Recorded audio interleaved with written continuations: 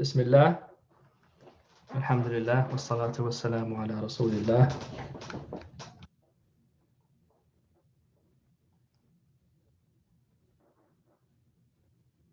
Assalamu alaikum wa rahmatullahi ta'ala wa barakatuh. Bismillah, alhamdulillah, wassalatu wassalamu ala rasulillah.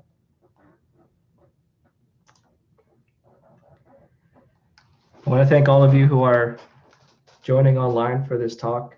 I also would like to thank Dar al-Qasim for inviting me to give this talk. SubhanAllah, these two worlds of mine, the Islamic identity and my intellectual identity, don't often cross, and I think it's quite visionary of Sheikh Muhammad Amin Dar al-Qasim to invite me here today to talk to all of you, inshallah, about this topic. And typically I say my basmala and the salat ala nabi under my breath before the start of an academic talk. So alhamdulillah, it's nice to be able to say it out loud as I'm joining all of you today, inshallah. So the talk today is about the data economy and about specifically how rational are we when we're behaving online. This is what a lot of my research has been about for the last decade or so. And I want to start with a quick overview of our agenda. So today we're going to talk a little bit about some of the trade-offs that exist in what I'm calling the big data economy, and I'm using that term pretty broadly. And then we're going to talk about some of the tools that us as users and consumers have to manage these complicated trade-offs. And I'm going to talk basically mostly about how we fail at managing these trade-offs, right? We're not really that good at managing them ultimately. And I'm going to talk a little bit about why. And hopefully we'll have some time at the end for some questions and discussions. And I think one of the things that I do want to mention, again, in line with my earlier comment about merging these worlds, these intellectual and religious worlds, the way that Dar al-Qasim is doing via these seminar series, is that increasingly this big data economy, these technology platforms are introducing some really important ethical and moral questions for society. And there's really a lack of frameworks to understand and approach these questions about what is right and wrong to do vis-a-vis these platforms and through them, and what can they do, what can we do. So there's a lot of really interesting tensions in this space that I think the religious scholarship in the US and abroad should really actually be thinking about and entering that discussion. So really a great avenue to have that discussion here and kind of broach some of those questions with all of you. But I'm going to start with the benefits. I'm going to start, when you're talking about trade-offs, you're talking ultimately about some benefits and some costs. Now, the digital economy has produced some of the most interesting, valuable, powerful companies in the world. And a lot of us recognize these brands. We recognize these services, right? Facebook, Twitter, Uber, Airbnb, Lyft, Tesla. So some of you might think of Tesla as a car manufacturer, but in reality, their differentiator is actually software. It's actually data, right? In a lot of ways. In fact, Ford, the automaker, recently spent or committed to spend over $1 billion working on algorithms, self-driving cars, effectively software and data, right? And the reality is that, we can't live without, many of us, at least I personally, it's very hard for us to live without these services, right? Going back to a world before Uber, before Lyft, the way we communicate, the way we interact on Facebook and Twitter and Airbnb, as a way to get access to different experiences in housing. These are all services that we all use extensively, right?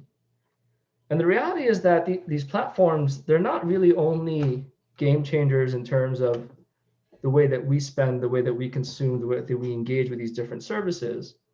There's a lot of research to suggest that, in fact, these platforms have also a lot of social good to provide, right? So if you think about, for example, Uber and Lyft. Uber and Lyft has done a lot for expanding the labor market for driving. If you think about traditionally, who drove you around, in that kind of capacity? It was mostly taxi drivers. It was primarily men, right? So when you have a platform like Uber that opens up, this market, this effectively this labor market to a broader set of individuals, you have now Uber and Lyft being a mechanism for increased inclusion, right? So Airbnb, there's similar arguments around Airbnb. Who could be a landlord prior to Airbnb? There are a lot of barriers to owning property, to renting property, to having that infrastructure. Whereas Airbnb, right, it opens up this kind of dynamic, and services like Airbnb, not just Airbnb, it basically reduces a lot of these barriers to entry, right? And when you reduce barriers to entry for these labor markets, the people who tend to benefit are people who are traditionally excluded. So you think about ethnic minorities, you think about women, right? So you have these platforms who are, extremely valuable economically, right? Engines of the modern day economy.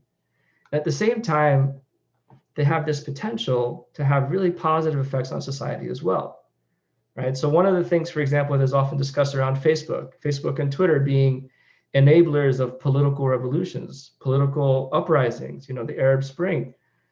Now, whatever you think about the Arab Spring, what's quite clear is that social media played a role in initiating those kinds of movements, right? So you have these platforms introducing services that are, many of us can no longer really live without, in addition to being very economically valuable, in addition to being perhaps providing social benefit to all of us, right? I mean, Tesla from an environmental perspective, right? Kind of pushing that frontier in terms of electric vehicles and so on and so forth, right? So, I'm going to talk a lot about some of the darker side of these platforms, but I do want to make that point really clear up front that certainly there are really compelling benefits to us individually and as a society from all the digital innovation that's existing and all the data that underlies that digital innovation. Now, the kind of claim I want to make to all of you, however, is that the adoption of these digital platforms and the data that underlies the way that they function also introduces some of the most significant and novel ethical conundrums of our time, and actually exacerbates some existing ones that exist. So I'm going to provide a few examples to give you an idea of what I mean by this. Okay. So there was a study that was published about a year or two ago, and it was a study on Facebook. And it followed in this long line of studies that effectively looked at whether there was discrimination happening in the labor market. But it did something a little bit different. So I was actually at Carnegie Mellon when the study was being conducted. I was involved in helping with the study. And what they effectively did is, the authors spent, more than $1 million building this intricate network of false Facebook profiles, people interacting on Facebook, building these networks of people in an attempt to test this hypothesis that effectively, recruiters, HR managers, and so on were going to use things that were illegal to use to make hiring and screening decisions, right? This included things like religion, the status of a woman in terms of whether she was a mother or not, race, sexual orientation. So these are all things they were studying, okay? And what they did was they effectively applied to, thousands of different positions. And mind you, they're applying to white collar jobs. They're actually applying to IT jobs, coming with a degree from Carnegie Mellon University, a master's degree from Carnegie Mellon University, one of the best computer science programs in the world. So you're not applying to lower end jobs. You're applying to white collar jobs, high end, high paying software development jobs, okay? And what they're doing is they're manipulating on the Facebook profile of these individuals who are applying these factors that they're interested in. Okay. And one of them was religious orientation, and specifically whether you were a Muslim or not. Okay. And, again, I was involved in this. I was involved in the design of this particular profile. And it was interesting because it wasn't like someone who's posting, for example, like extreme pictures or, pictures of terror or anything crazy. It was actually, first of all, it was a Caucasian man. And they would have, for example, they would like, for instance, like the life of the Prophet, like a book, or one of their favorite books would be the Quran. So it was a subtle like on someone's profile that indicated that they might be of a particular religious orientation. And I want you to think about what it means that recruiters are using Facebook to discriminate against people in this manner. It means that these individuals, these recruiters, they have to receive your application, they have to search for you on Facebook, and they have to scour your profile to look for your likes and very minute details of your profile to make this decision. And ultimately what they found is that basically evidence of this in fact happening, right? That, even for white collar jobs, these very subtle manipulations of these different factors were in fact impactful of whether somebody received a callback from an employer. Okay, and the effect was largest for religion, specifically for being a Muslim, right?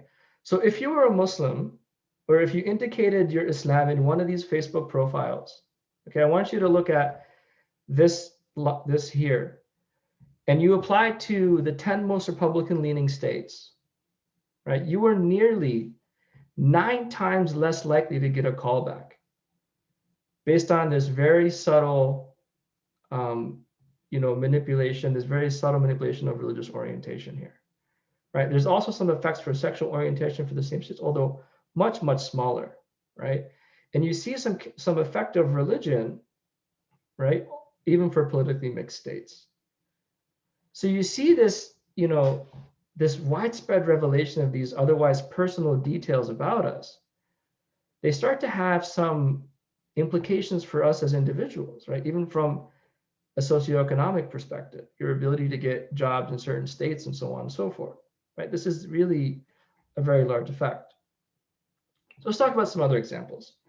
One of the things that, many of you have seen this documentary that's now pretty popular on Netflix called The Social Dilemma. Social Dilemma talks about a lot of different things, but, this is kind of the beginning of the end for a lot of us in terms of our honeymoon period with these technology companies. And what this documentary effectively shows, and it's something that, those people who've been doing this work for a while already know, is that these companies are very deliberative about the design of these platforms to make it seem very jovial, very lax. Social media is intended to be kind of enjoyable. But the reality is that they have teams and teams of scientists, behavioral scientists, who are designing these platforms to be as addictive as possible, right? There's this war that's happening currently for your own attention, right? And you're fighting these platforms for your own attention. And the reality is that they're much better armed than we are, right? They are armed with behavioral scientists and algorithms that have been learning about our preferences for some of us since we opened our eyes. Some younger people, they've spent their entire life on the internet, and they have a digital footprint that tracks them all the way nearly from birth. So you have platforms that have these complex and well-developed algorithms, research teams that are designing platforms that are designed to keep you on there as long as possible, right? And that introduces some real tensions for society, right? Do we want to be on these platforms? What are the implications of these platforms for fake news and political misinformation and so on and so forth, right? So you have a lot of these societal harms that are coming out, and they're really at a very large scale because of the scale of these platforms and because of the scale of their use. So this is kind of one example that maybe a lot of you have seen and have heard of, okay? Here's another example maybe not as many of you have heard of. There's a research study that's done by a Harvard professor. Her name is LaTanya Sweeney. And LaTanya Sweeney is basically as decorated as a professor can get. She's been on all kinds of White House policy task forces and She's at Harvard, was previously a Carnegie Mellon computer science professor, et cetera, so on and so forth, widely cited, very academically accomplished, many students, so on and so forth. She also happens to be an African-American woman. And she noticed that when she would search herself, and she has what you might call an African-American sounding name, she would commonly get ads for criminal background checks, right? The algorithm was learning or was associating this name with criminal background checks. So she decided, that I'm going to study this formally. Is there really a relationship between how common a name is in the African-American community and the likelihood of getting these checks around crime? And it turned out that, if you had an African-American sounding name, it was, in some cases, 80% more likely that you got an ad for criminal background checks. Now imagine what that really means at scale. Imagine that you have a platform that's, Google, that's being searched hundreds of millions of times a day, maybe billions of times. And when an African-American man or woman, despite, all of their accomplishments, when they're searched, one of the first things that comes up is effectively, something related to crime, associating their name and their identity with criminal activity. One of the other examples that, again, many of you might have heard of is that, what was happening in Myanmar and the genocide that was happening there are basically more or less irrefutable evidence that Facebook was really a major driver of, not Facebook itself, obviously not the company, but the platform itself was used by the government to incite violence and to, in fact, coordinate these violent attacks, right? So clearly, Facebook is not necessarily at blame here, right? But so any tool can be used either positively or negatively, and Facebook is just a tool. What is more contentious is that, what came out after the fact is that really Facebook had a pretty good idea that some of this was happening and that they failed to kind of take action. So there is, a question of, yes, you can't blame the tool for the action of the ones who wield it, but at the same time, if you own that tool, if you created that tool, do you have a responsibility to stop its use in ways that incite violence, for example? And Facebook has basically admitted that, it was used in this way and that, they had to take steps to remediate it. And there's also this other kind of string of research. I mentioned in the last slide that basically one of the things that sometimes people guess is that these platforms like Airbnb can alleviate some racial and gender inequities that happen, for example, in the housing market. And it turns out that, Airbnb basically internalizes the same racial prejudices that we have, offline, online, right? That you have an African-American host is much less likely to get a booking, everything else equal, than a white male, right? Some of my own research looks at gender biases in ride sharing, in Uber, for example. And we find that, yes, women enter the market more, but what ultimately ends up happening is that women are also much more severely punished for any lax service. So if there's anything that happens that goes wrong on one of these, on a particular ride, a woman is actually punished much more in terms of her rating than a man is, right? So even though you have this potential for these platforms to bridge some of these inequities, they may also reinforce them in a lot of ways as well, right? So you have really this very complicated set of trade-offs where you have these very valuable platforms, very valuable data, really valuable services. But at the same time, there are these very troubling consequences and costs that are emerging as a function of their existence and the function of what they're doing in these markets. And I want to dig into one specific example. So this is online advertising. Online advertising is probably one of the areas online where a lot of companies want you to believe, and it's true to the extent that online advertising is a win-win for everybody, right? On the one hand, you have online advertising, which is effectively going to improve the type of ads that you see as a consumer, right? So instead of seeing ads for women's clothing, I now see ads that are more relevant to my preferences and my tastes. Okay. At the same time, the publishers of these ads, these advertising networks, are also claiming that we have these data-informed ads, which allow us to also be more efficient. So the publishers make more money because they can sell ads at a higher price, and the companies who are selling you things make more money because the ads are more effective, right? So it seems like a win-win. Now, it's useful to think about what exactly is the distinction in online advertising that makes it so valuable. And there are two things that have monumentally changed about advertising in the last 20 years. The first thing is that companies now have mountains and mountains of data about us. And these data reveal all kinds of nuance in terms of our preferences for things. That's one. Right? For example, like I tell my wife I'm an advertiser's dream. Like I will just buy anything advertised to me, right? And now Facebook has gotten pretty smart about knowing, who I am and what I like. So now I get a lot of halal meat ads on Facebook, like halal beef jerky, halal steaks.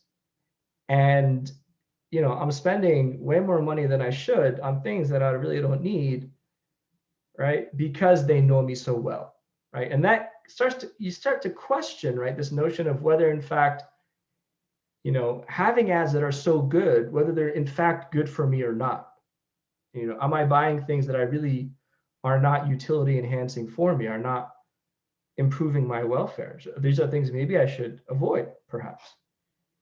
So the first thing is that we have mountains and mountains of data that exist now about us that reveal to these companies our preferences. The second thing that's been changing is that online, I can personalize every single user's experience. The Amazon store that I see is not the Amazon store that you see. The ads that you see on CNN.com are not the ads that I see on CNN.com, right? And so on and so forth. So this combination of things basically allows companies to target ads to us at a very, very minute level. So let's think about what that means, all right? And we'll start kind of slow. So let's say I'm McDonald's and I want to sell you this burger. Now, one of the things that I could do is something very simple. So very simple is I could manipulate the color of the ad, the background color, for instance, here in this image. Forget about the content for a second. I can manipulate the color of the ad. And marketing, basically the field of marketing has studied advertising extensively, and they know, what kind of emotions a particular color can elicit, what kind of font communicates some content better than other. You would be amazed at the level of study of these kind of ads. Right? So if you think about ads, now it's fairly trivial for Facebook or anybody who has access to that kind of data to understand Idris's favorite color is blue. He's always wearing blue in his images. I'm going to use various shades of blue in these advertising to increase their efficacy. So very simple, fairly innocuous form of targeting.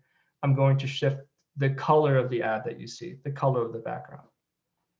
Now, let's take it to the next level, right? So remember again that mountains and mountains of data is being generated about us, right? So one of the other things that is fairly straightforward to learn is effectively the socioeconomic status of your consumer, right? So for instance, you see here, what I'm changing now is not the color of the ad necessarily, but I'm changing the content of the ad. So are you a student who might want to use Wi-Fi at a McDonald's, right? Or are you a family, a lower income family that needs a place for dinner? So I'm going to show you this middle ad talking about a family meeting, right? And here you start to get into some areas that might make you a little uncomfortable. For instance, McDonald's is not exactly the healthiest food in the world. So if McDonald's now gets quite good at recognizing this is a family of lower socioeconomic status, and I'm constantly bombarding them with advertising for cheap but very unhealthy food for their family, is that something that we should start to be concerned about, right? But overall, not very concerning. At the same time, right, you're using a little more data about the individual.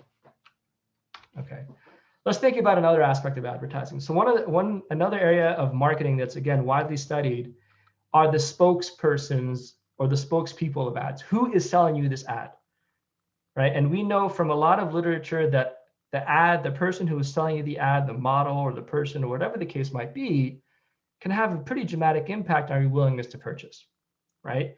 And again, if you think about the way advertising has always been done, you're sitting at home, you see an ad, It has a person in it, and that person is just, standard. Everybody sees the same ad. Online, that can be different, right? So now I can tailor even the person in the ad that's selling you something based on what I think I know about you.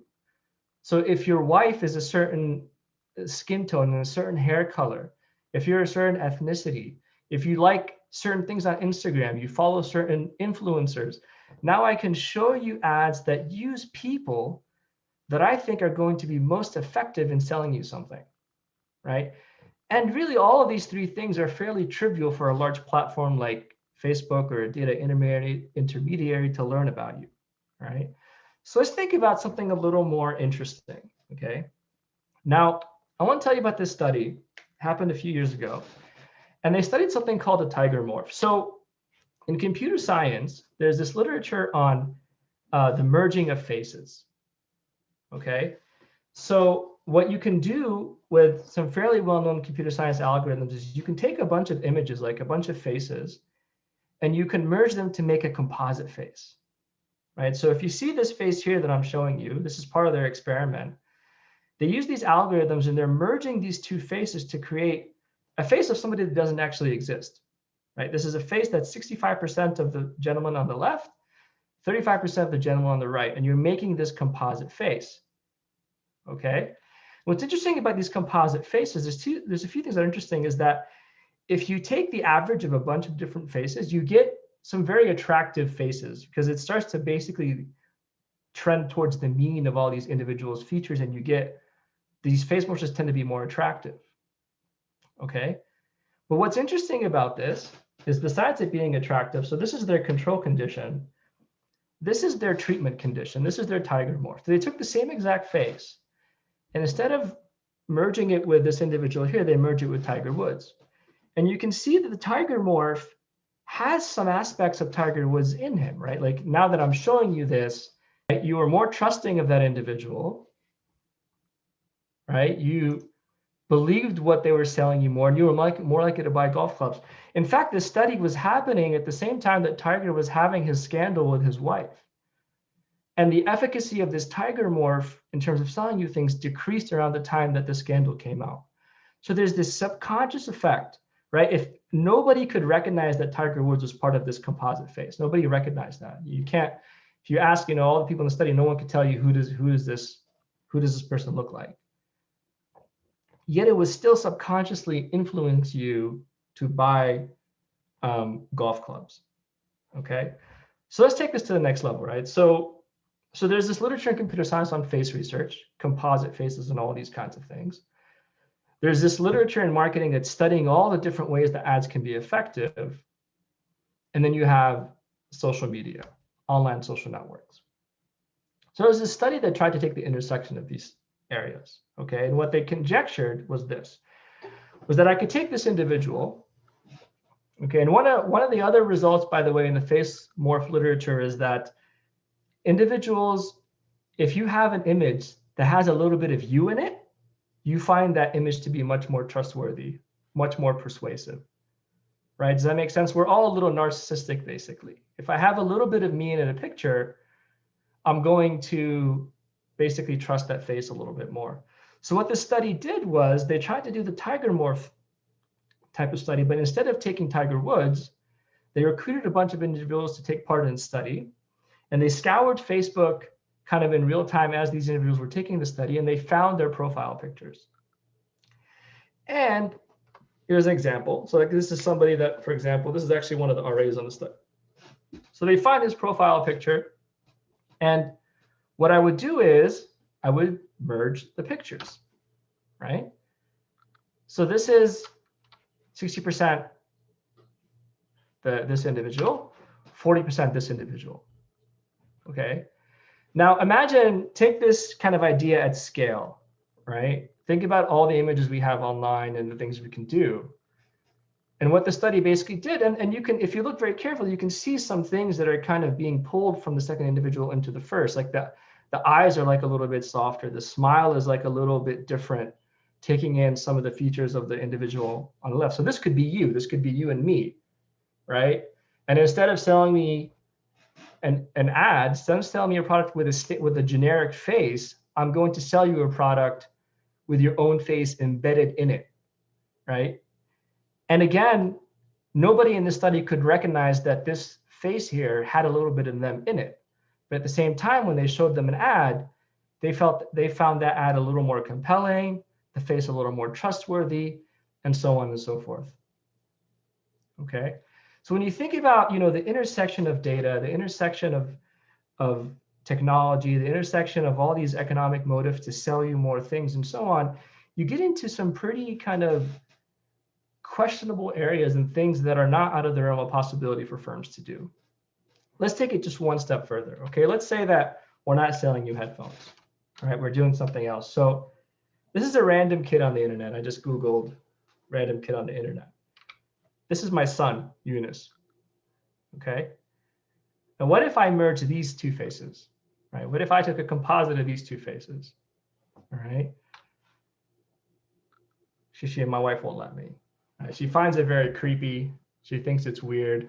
So I'm not allowed to do this. But just imagine what that face would look like, right? Now, the next time I saw, for example, like a political ad, like something like this, a very charged issue, right? Around gun control and so on and so forth.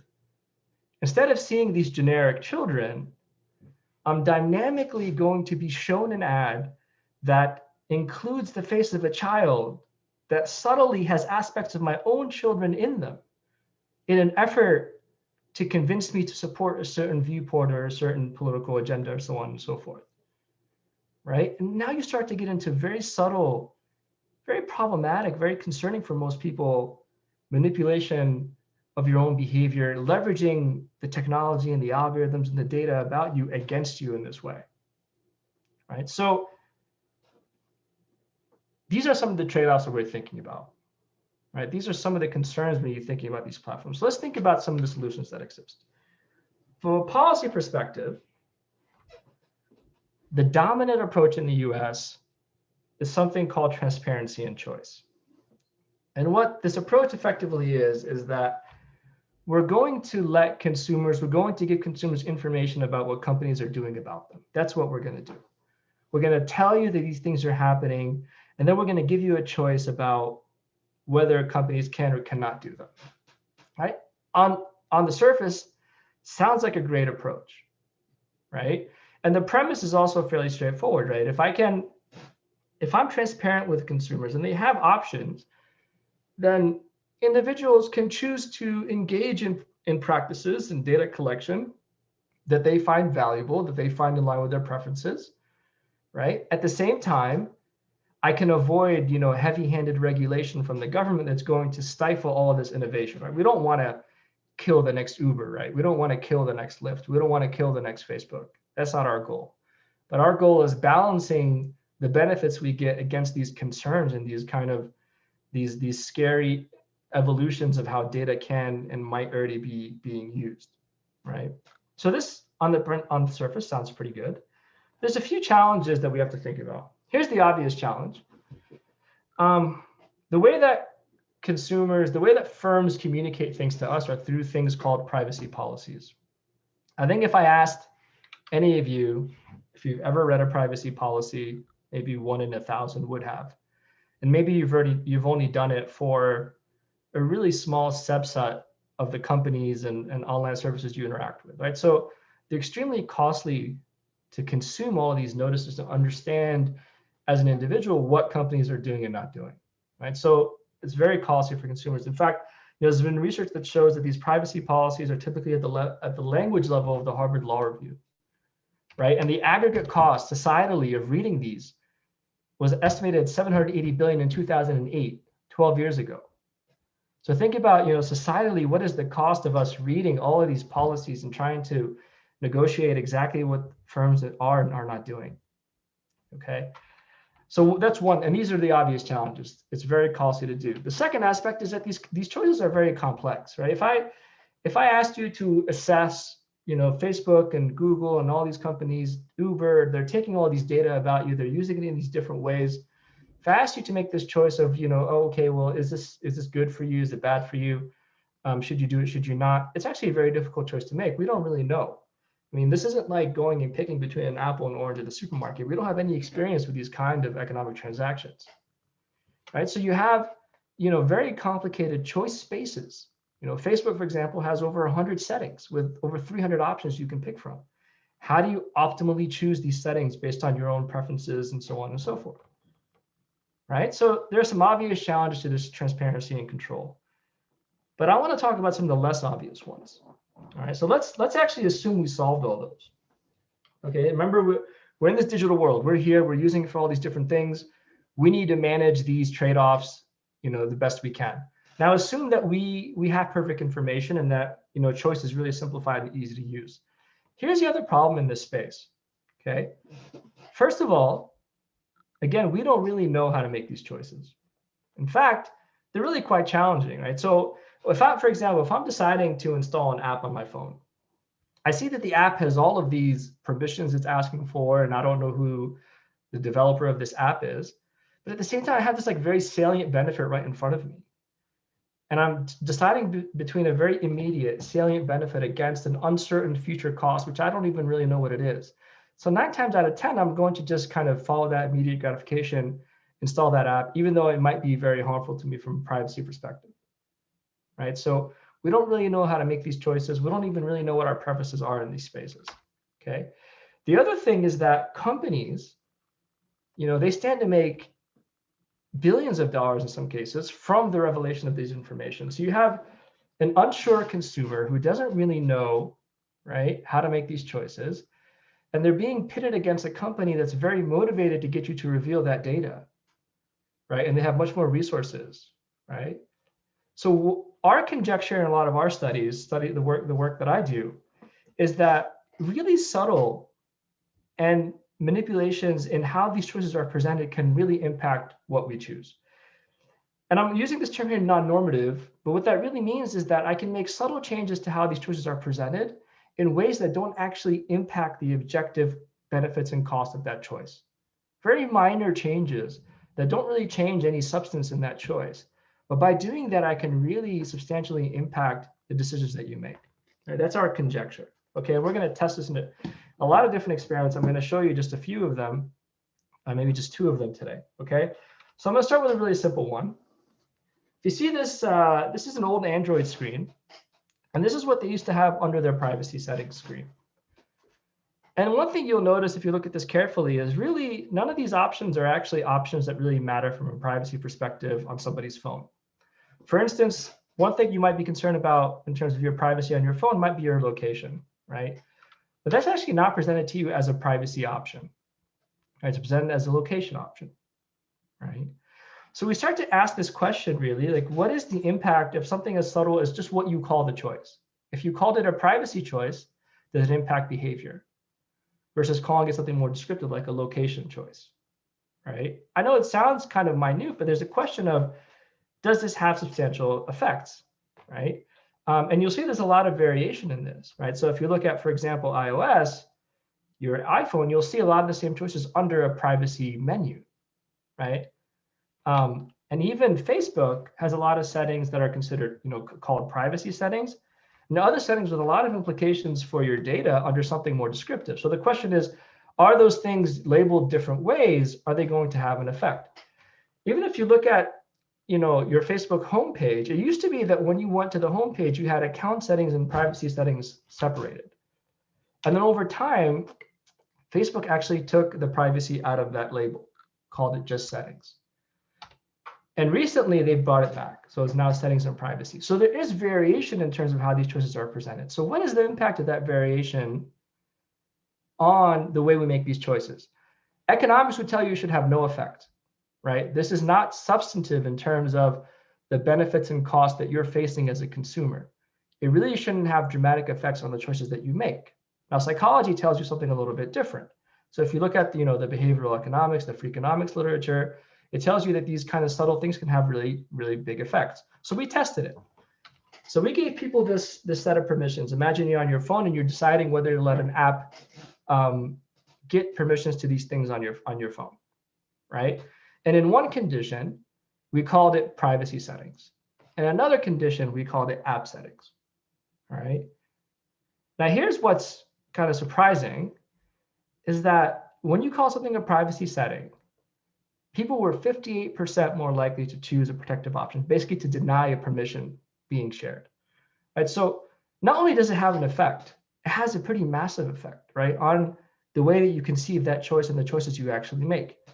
What's even more shocking is that what people do on the app, it does not change, right? So what I'm saying is that I can subtly move you towards much more open choices, riskier for you, and you don't actually adjust your behavior after the fact in response to that choice. You don't change your behavior in terms of usage to account for the fact that you just made a lot of very risky choices up front. And so a very simple experiment, but kind of just shows you some of the scale of these very subtle changes in how these choices are being presented. Let's talk about a different experiment. So I want you to look at this. This is an interesting infographic, right? What this is showing you here is basically, the data that Facebook is collecting and how it's sharing that data by default, right? So that center circle is user, and that suggests that, for example, your gender is shared with you, obviously, with your friends, and all of Facebook by default, right? This is kind of how they're setting it up. So by default, it's being shared with all. Your picture, your profile picture, the same way. Your photos are just you and your friends, and so on and so forth, right? So if you follow this circle and you see how far out it goes, it tells you whether something is being collected and how far that it's being shared. Now, if I showed you this, you might have some different feelings about whether you're okay with how this is set up, whether you would be okay with this, whether you find this protective, okay? What's interesting, though, is that if I showed you this, which is actually, so this is in 2005, this is in 2014, this second graphic might really change your judgment of the first, right? If you saw that first one, you might initially say, well, I don't really want all of these things to be shared by default, for example. But if I showed you how bad it got in 2014, you might, kind of enjoy the days of 2005, right?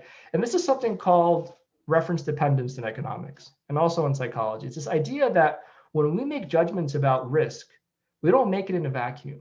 We make it relative to some comparison point, to some reference point, right?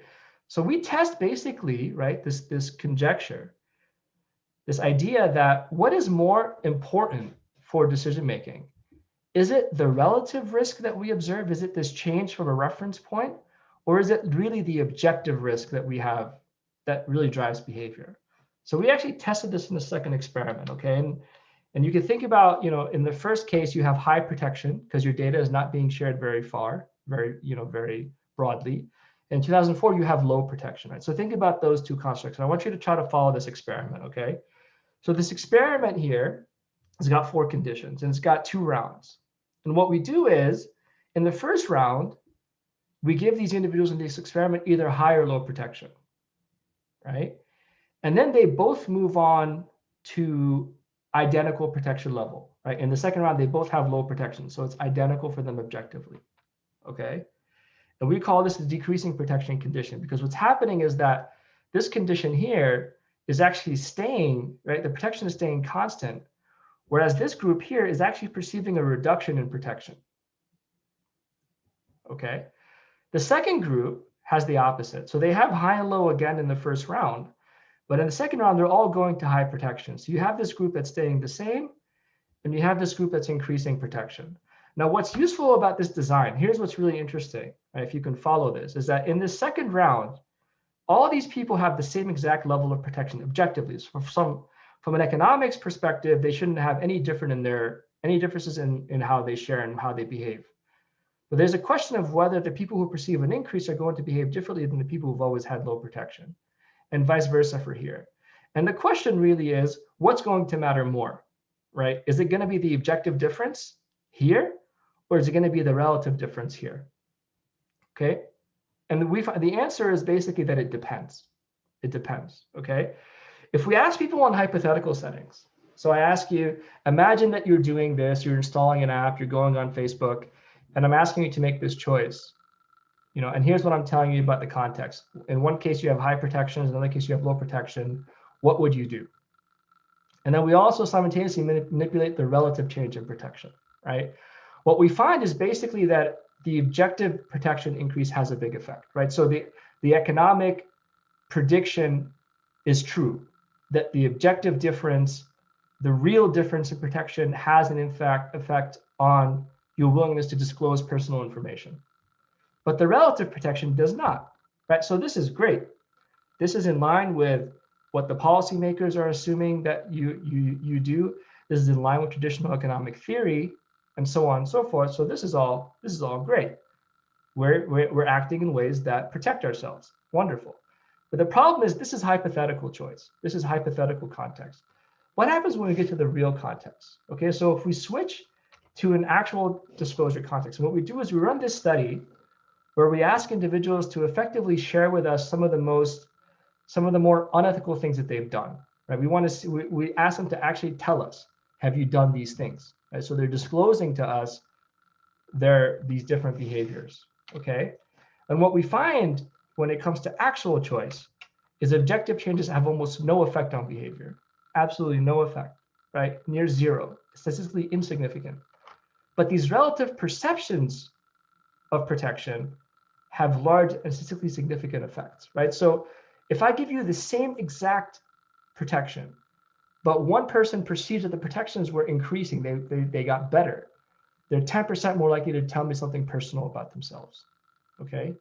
And the opposite is true. If you perceive that these protections have been decreasing, even though they're objectively identical, the same exact information, you're 15% less likely to tell me something sensitive and personal about yourself, right? So what happens is when we get to the actual choices, the choices you and I make online, it turns out that we're not very rational, right? That we're much more influenced by these very subtle changes in these environments around us, right? Relative to the objective facts of what is being done and not being done with our data. Right. So some conclusions from this, right? If you think about some of the things that we've discussed, the choices we're making and the choices of these firms, they really have increasingly substantial economic, societal, and ethical implications for us, implications for our democracy, implications for our earnings and all these kinds of things, right? Yet the choices that we make online, they're subject to really subtle but powerful manipulation, like similar to that, that image that I can doctor to make it more compelling for you. I can also change these choices in ways to really influence you to do the things that I want you to do, right? Couple that with firms who are very motivated to get you to do those things, right? I mean, one of the things people don't realize is that, a firm that is publicly traded has a fiduciary duty to maximize profits. And the economics will always win out. If the firm is harming, for example, like for Facebook, if Facebook is harming American democracy, unless Facebook is forced to internalize those costs, their behavior will not change in the market. If those costs are borne by us, by society, by the rest of the world, Facebook as a company ultimately will not change their behavior to address those issues. Right? So you have companies who benefit from these choices. We have a hard time making them, and they're easy to manipulate. And this raises, again, this conundrum, right? That we're going to continue to face these very difficult choices, and we're going to have, trouble making them despite improving the transparency and choice that is provided to us as individuals, okay? And, how do we fix this? Right? So there's a few different things. Maybe we can talk about them in the questions. But one is you can have more competition, right? So if we as a society decide, these things are not okay, that can open up doors for competition to come in and say, I'm going to provide you an alternative to this that does better. And if people can choose those, then that can have power. You could think about things that are third-party solutions. Can somebody come up with a solution that's going to allow me to use these services without incurring these risks? And the biggest and most likely thing is really regulation. In the same way that, in the 80s and 90s, the government stepped in to stop manufacturers from polluting the environment, right? The government will probably have to step in and stop the Facebooks of the world, the Googles of the world, from pursuing profit motives so unrelentlessly that they destroy the digital and the internet environment that exists, which we all benefit from, right? So there's a lot of different things that we can think about in terms of corrective measures. One of the things I kind of want to put out to this audience, kind of back to that initial, thought about how can we as Muslims, how can, our institutions think about these issues, right? And it comes down to a lot of things that emerge in the fiqh of Islam, right? What does our Islamic tradition say about spying and surveillance on others? What does it say about subtle coercion, manipulation of other people's behavior, opinions, and choices? I mean, what do our perspectives, how do they speak to algorithms that reinforce racial, gender, and other biases when Islam came to remove many of these biases in society? What about fairness and equity in economic transactions? These are all ethical issues that emerge, around the evolution and the adoption of these big data platforms and the emergence of this big data economy, right? So these are the questions that I really kind of put forth to all of you, especially those who are working in the Islamic sciences. And I would actually really love to speak to any of the faculty at Al-Qasim or otherwise, or anyone else who would like to speak about these things and think about more formal research that tackles these kinds of questions online. So that's all I had. If we have any questions or comments, I thank you all for your time. Thank you all for joining. This is the first time I've done a Zoom talk, so apologies for that. We're all figuring Zoom out. So we have some perspective of your own on the legal and ethical perspectives on such privacy issues from the Islamic perspective. So, honestly, I don't, I really don't know if I have the training to speak to that.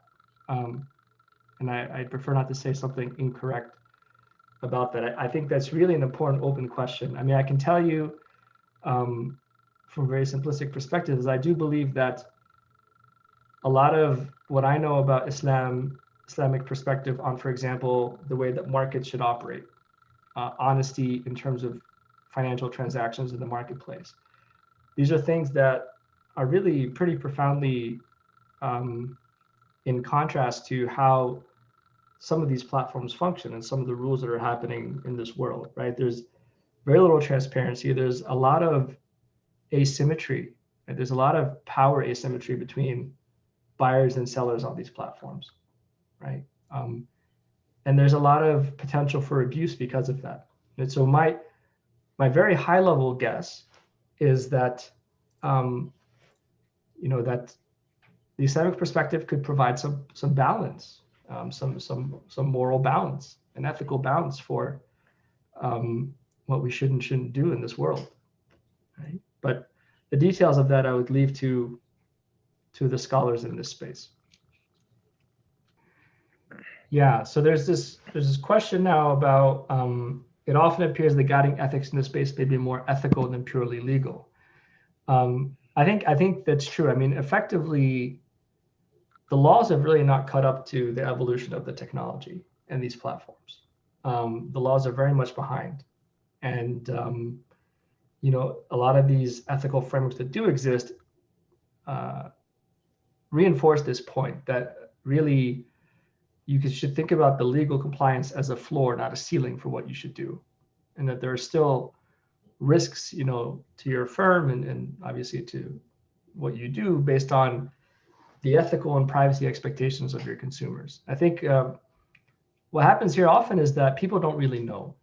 There's not enough information, and it's really too onerous to get all the information to make informed choices. And when that happens, there are ethical issues that maybe most of society would be concerned about that aren't as salient because we don't know enough. So someone's asking, what are some best practices online to avoid surveillance? So there are some things you can do if you don't want to be as deep in these things. There are some decent third-party tools that can help you kind of shield yourself from some of these types of targeting, right? Like you can think about even things like as simple as ad block. Ad block does a lot more than just stopping ads from coming. They also block trackers. There are some third-party tools that can make you anonymous. I mean, if you have the patience for it, you can use anonymized browsers like Tor, which is an encrypted browser. So there are some tools out there that you can use if you're concerned about your privacy. There's a question here. Are we at a point of no return? Is there a possibility of getting some degree of privacy? I definitely don't think we're at a point of no return. I think if anything, we might be at a tipping point where I think societally we will demand some degree of responsibility from these platforms. There's very much a honeymoon period with the Facebooks, the Googles of the world. They were generating so much economic growth and innovation that really nobody wanted to touch them. But I think you'll see now that they're really under much more scrutiny.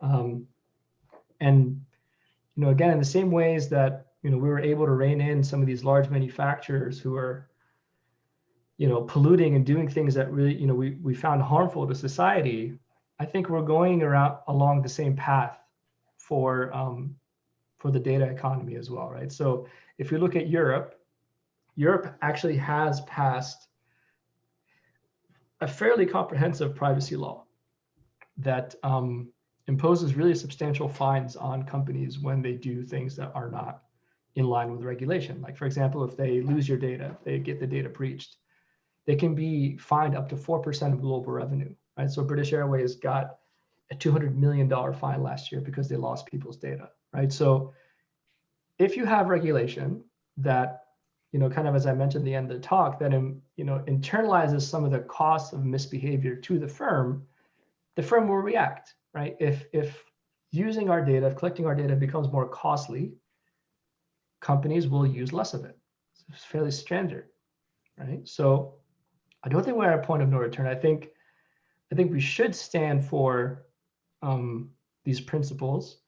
It goes well beyond economics. I mean, I didn't really get into these impacts on misinformation and democracy and voting, and these are all very real concerns. There is a question, though, right? There's a question when it comes to regulation is, you really don't, again, we don't want to kill the next Uber. We don't want to kill the next Google. Those are things that probably, by and large, have been pretty beneficial for society. The question is, how do we achieve the right balance? How do we balance, these competitive dynamics, these profit motives against the greater good? And that's going to be a tough balance to strike. But no, I don't think we're past the point of no return at all.